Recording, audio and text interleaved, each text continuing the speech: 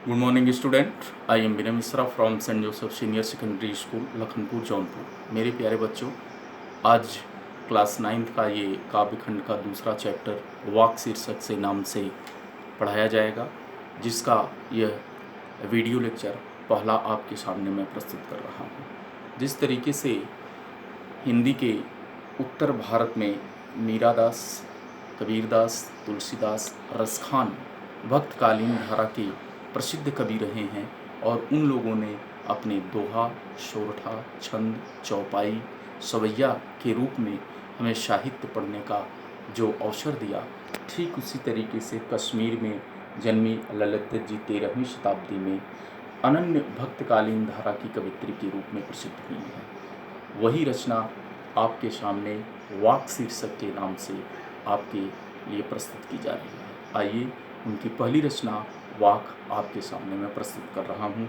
जो इस प्रकार है। रस्सी कच्चे धागे की खींच रही मैं नाव, जाने कब सुन मेरी पुकार, करें देव भव सागर पार। पानी टपके कच्चे सपोरे, व्यर्थ प्रयास हो रहे मेरे, जी में उठती रह हो, घर जाने की चाह है घेरे।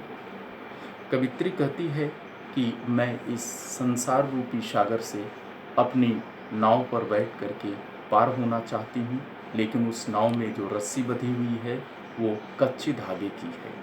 दूसरा, इस संसार रूपी सागर से पार होने के लिए मैं निरंतर अपने ईश्वर से विनती, प्रार्थना, अनुनय, विनय कर रही हूँ, लेकिन वह सारा प्रयास मेरा उसी प्रकार से व्यर्थ हो जा रहा है जैसे कोई पात्र हो और उसमें जल भर लिया जाए, लेकिन वह पात्र छिद्र युक्त हो और सारा जल बह करके निकल जाए।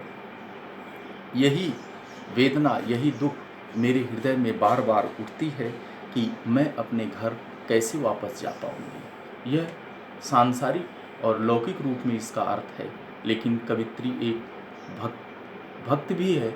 वह एकमात्र ईश्वर से अपना नाता स्थापित करने की बात करती है।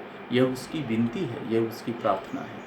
इसमें कच्ची जो रस्सी की संज्ञा दी गई है, जो रस्सी कच्चे धागे की बनी है, वह हमारी श्वास है। नाव जो है वह कर्तव्य है। इस संसार में हम कर्तव्य रूपी नाव पर बैठ करके और इस कच्चे धागे के समान जो श्वास हमें मिली हुई है, क्योंकि यह श्वास अगले पल में कब छूट जाए, कब समाप्त हो जाए, इसका कोई भरोसा नहीं है। इस पर कबीर ने बहुत ही अच्छा एक प्रसंग दोहे के माध्यम से बताया है कि यह तन कांचा कुंभ है, लिए फिरे जो साथ, ढबका लागा फूट गया, कछ न आयो हाथ। ठीक उसी पद की व्याख्या यहाँ पर ललित जी बताती हैं कि एक क्षण श्वासों का भरोसा नहीं, वह कब समाप्त हो जाए।